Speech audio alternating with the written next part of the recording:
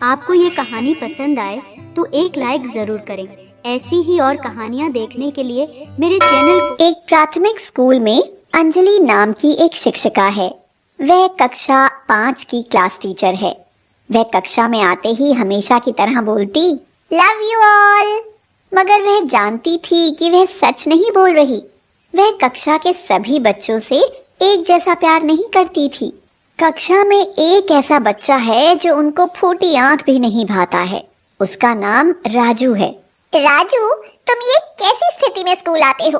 तुम्हारे बाल खराब होते हैं, जूतों के बंद खुले, शर्ट के कॉलर पर मैल के निशान होते हैं। पढ़ाई के दौरान भी तुम्हारा ध्यान कहीं और होता है। मैडम के डांटने पर वह चौंक कर उन्हें देखता, मगर उसकी खाली खाली नजरों से साफ पता लगता रहता कि राजू शारीरिक रूप से कक्षा में उपस्थित होने के बावजूद भी मानसिक रूप से गायब है। धीरे धीरे मैडम को राजू से नफरत सी होने लगी। क्लास में घुसते ही राजू मैडम की आलोचना का निशाना बनने लगता। सब बुराई के उदाहरण राजू के नाम पर किए जाते।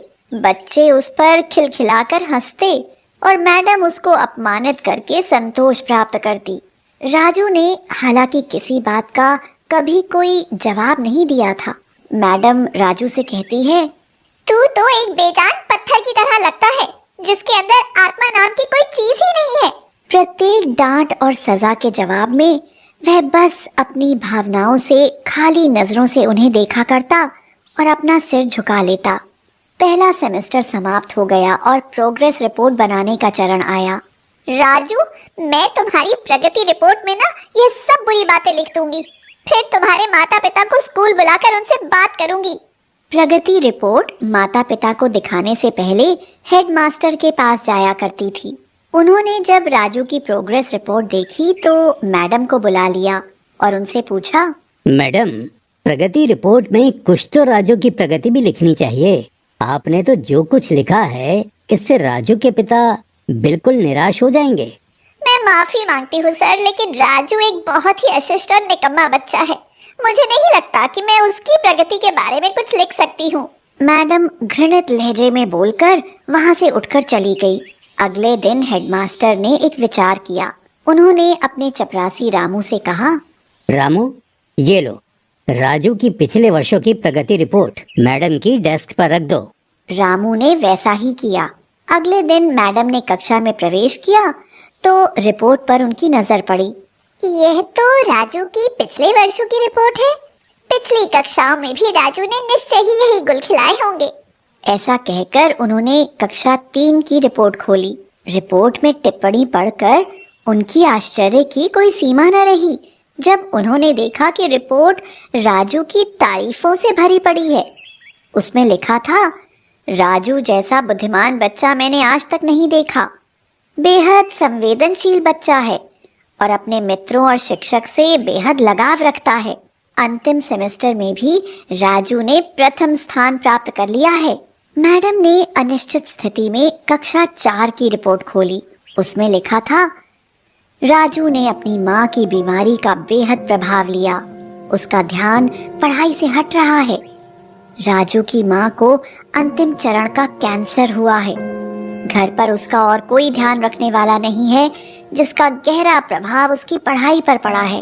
मैडम, राजू की माँ मर चुकी है और इसके साथ ही राजू के जीवन की चमक और रौनक भी। उसे बचाना होगा, इससे पहले कि बहुत देर हो जाए। यह सुनकर मैडम के दिमाग पर बोझ हावी हो गया।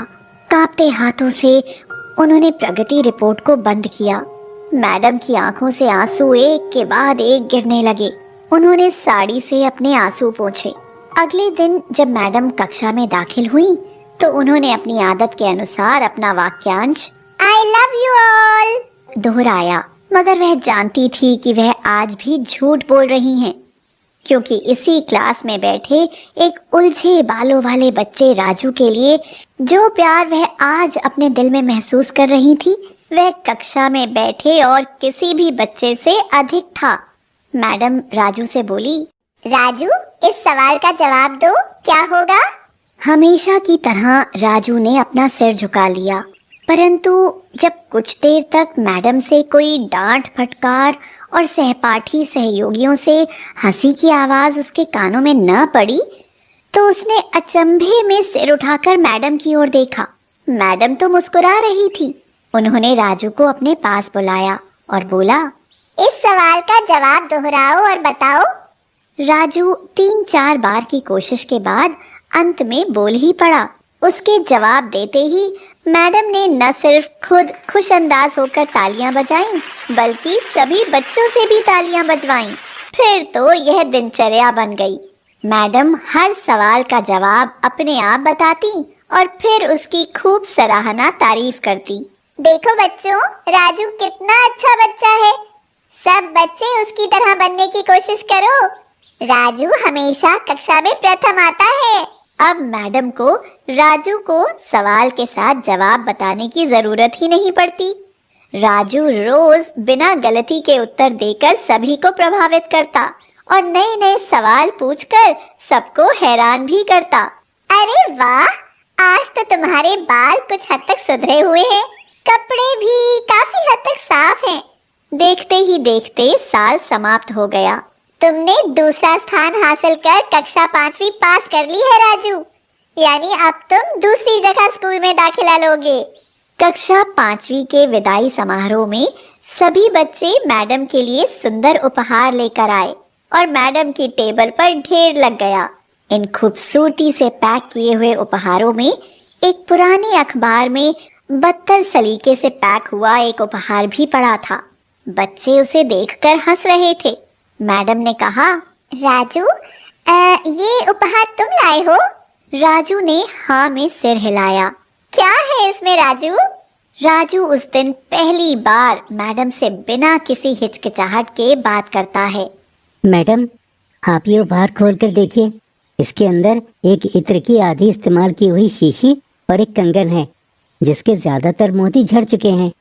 मेरे पास आपको देने के लिए इसके सिवा और कुछ भी नहीं है। मैडम ने चुपचाप इस इत्र को खुद पर छिड़का और हाथ में कंगन पहन लिया। बच्चे यह दृश्य देखकर हैरान रह गए, खुद राजू भी। आखिर राजू से रहा न गया और वह मैडम के पास आकर खड़ा हो गया। कुछ देर बाद उसने अटक अटक कर मैडम को बोला, मैडम, आज आप में से मेरी माँ जैसी खुशबू आ रही है। इतना सुनकर मैडम की आंखों में आंसू आ गए और उन्होंने राजू को अपने गले से लगा लिया। राजू अब दूसरे स्कूल में जाने वाला था।